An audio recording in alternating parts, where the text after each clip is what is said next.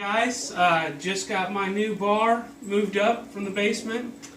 We had it downstairs, putting some stain and polyurethane on it to try to waterproof the top.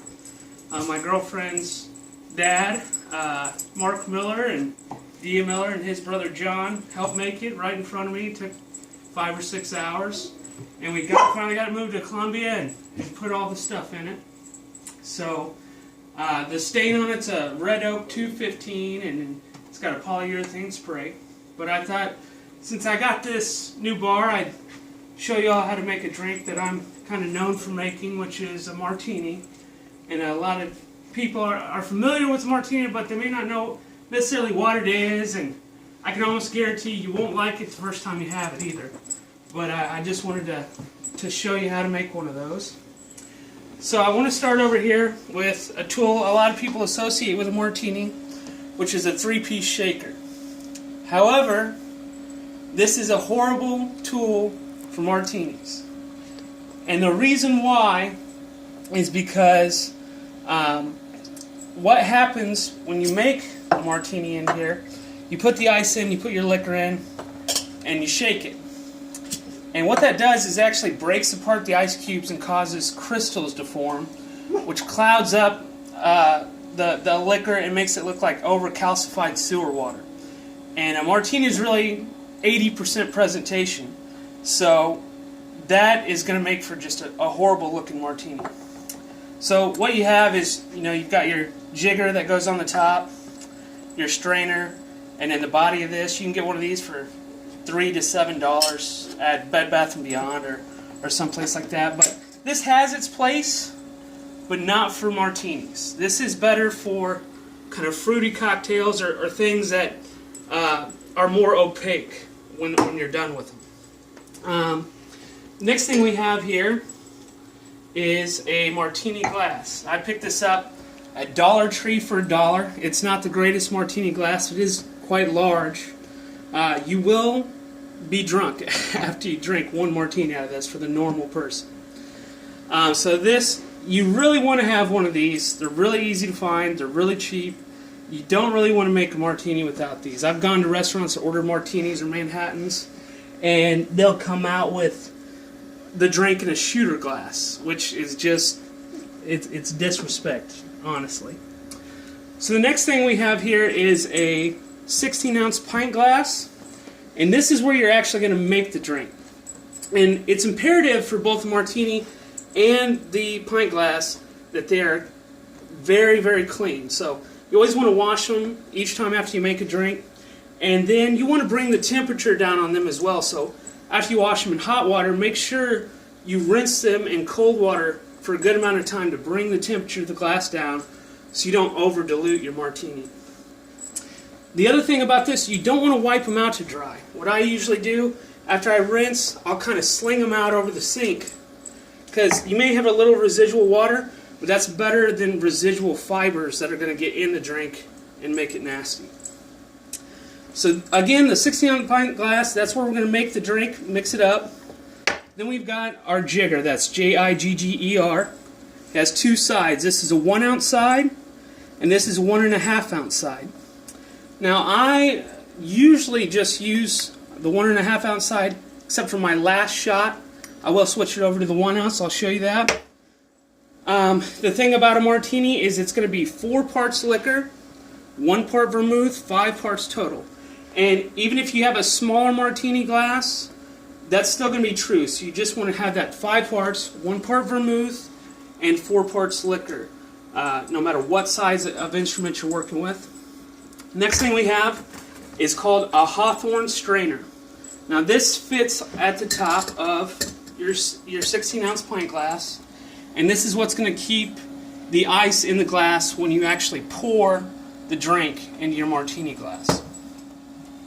And that's really the purpose. I mean, you can really use anything. You can even use your hand, but these are super cheap, like $1 or something, and I've never lost this one. The springs are kind of starting to wear out on mine, so I'll probably replace that soon, but it's great to have, especially if you're going to make this type of drink. And then the next thing we have is called a bar spoon. And these are pretty cheap as well. You can get pure silver bar spoons, which Some people think that there's something to that. I don't really care. This is just a cheap one. You will notice it has these spins in it, and this kind of lets you get your fingers in there and really get a good grip on it, because with the bar spoon, what you want to try to do is have the inside of the spoon, and you can see it's kind of tilted up, toward the center of the glass at all times. So, you try to make the back of the spoon float along the outside of the glass as you're stirring. And this is the instrument we're going to use to mix up the martini. We go 30 stirs clockwise and 30 stirs counterclockwise. And that's just kind of chill everything, get it diluted, because the ice is going to melt in there, and that's kind of one of the signature parts of a martini. And then I do have olives here. Now there are two kinds of martinis in my mind. And one is the vodka martini, which I kind of think of as the salty martini. And the other is the gin martini, which I consider to be the sweet martini. I do have preferences for what alcohol I use for those. For a gin martini, my favorite gin is New Amsterdam. The reason I like this is because it's very fruity. You can really get a sense of the juniper berries. That's what gin is made from, is juniper flowers. And this is just a super sweet, fruity gin. It makes really good martinis. But the thing about gin martinis, you really want to taste the gin and get a sense of it before you make it, because you may not like New Amsterdam. My roommate prefers the Beefeater 24. And the thing about the Beefeater, it's less fruity, it's more balanced. So it has, instead of popping out at you like a New Amsterdam gin might, the Beefeater's kind of smoother all around. So you really want to taste those liquors and get a sense of that. Now, the thing about a gin martini, and people think of martinis, they think of olives. That's not always the case, especially for a gin martini. I don't think olives have any place there. Again, when I think of a martini with olives, we're talking about a vodka martini, and we're talking salty. And we're going to get that salt from the olives. That is the martini I'm going to make in just a moment. But for gin, that should be clean, in my opinion. So just gin and vermouth. It's going to be clean, cold, and sweet. So, again, New Amsterdam is my favorite gin. I actually, for vodka, prefer Svedka, which is a Swedish vodka. I don't have any of that today, so I just have some New Amsterdam that I had on sale. And that's what we're going to use, but I do think Svedka is the better brand of vodka. And it's also one of the cheapest brands there is, so that's a great bonus. New Amsterdam is cheap too, and this isn't bad. And you're not going to see as much variance with vodka as you do with gin. So you don't necessarily need to take a lot of time to taste your vodka to know that it's what you like. The other thing we're going to use is vermouth. And this is Martini and Rossi brand vermouth. This is dry vermouth. This is a white wine. And it kind of serves as a buffer between the water and the vodka or the gin, and makes it taste like there's more to it than just watered down vodka or gin. You do have another kind of vermouth that you might see on the store shelves with a red label. You can see this one's green, this is red. This is sweet vermouth. And this is used for another drink that's similar to a martini called Manhattan. And I might make one of those if you guys want to see me make one of those later in another video. But just be sure, if you're going to make a martini, you're getting the green vermouth, not the red vermouth, or you're going to end up with just a nasty mess. The other thing about vermouth, it is better if you can buy it in these smaller bottles. The reason why is because vermouth is a wine, and wine has a very short shelf life after it's opened. Liquor is different. Liquor can last up to 1.5 years after it's opened, just because of the nature of it. But wine does not last long. If you are stuck with a bottle of this for 3 months, you probably ought to throw it away. It's not too bad because vermouth is so cheap, but you definitely want to keep that in mind.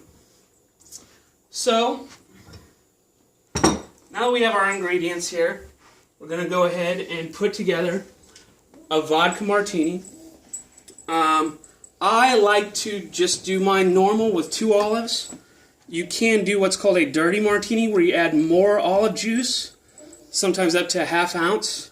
But I'm just going to use the natural juices from the olives and not go crazy with the juice. Again, we're not going to use the shaker, so I'm going to put that up. We're going to take our 16-ounce pint glass and our Magic Chef ice maker. Get our scoop. And we're going to kind of fill our pint glass about halfway with ice, maybe a little over halfway. We just want enough ice in there to dilute it and make sure it touches everything. Now that we have that, we're going to take the jigger and we're going to add our vermouth. I like to, for this size, I like to go just a little over an ounce of vermouth. So because this is the ounce side, I'm not going to use it. I want to go a little over, so I'm going to use the 1.5 ounce side of the jigger. And we're going to get our vermouth here. And that's a little over an ounce right there. And that'll go in our mixing glass. Then we're going to go and do 2 1.5 ounce portions of vodka.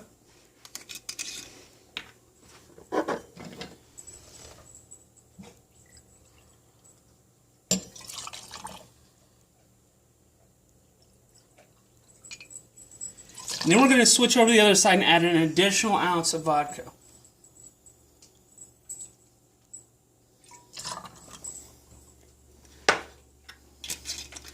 Now we're ready to mix it up. We're going to take our bar spoon. We're going to do 30 stirs one direction.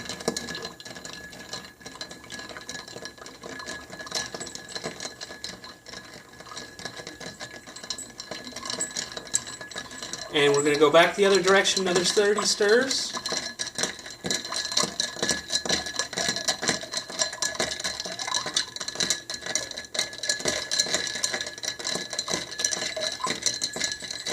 You really don't want to dilly-dally. We want to move pretty quickly now. We're going to take our Hawthorne strainer, throw it in the top, and bring it over to our martini glass.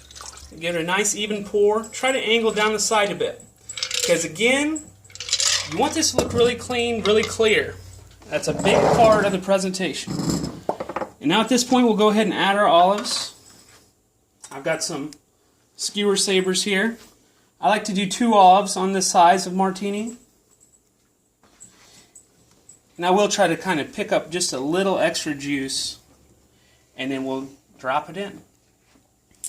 And that's our martini. That's our vodka martini. If you were making gin, you wouldn't do the olives. But that's how it should look. It should look clear like this. If we use the shaker, it'll look very cloudy. It'll just look really bad. We'll have crystallized ice on top. If you use a shaker with a Manhattan, you'll actually get some foam on the top, which really looks nasty. But as you can see here, we're completely clear all the way through, and that's a good-looking martini. So if you guys want to see me make a Manhattan, which is almost like a martini made with whiskey, it tastes, I compare it to a steak dinner. There's a little more to it than a normal martini, but just let me know if you want to see that.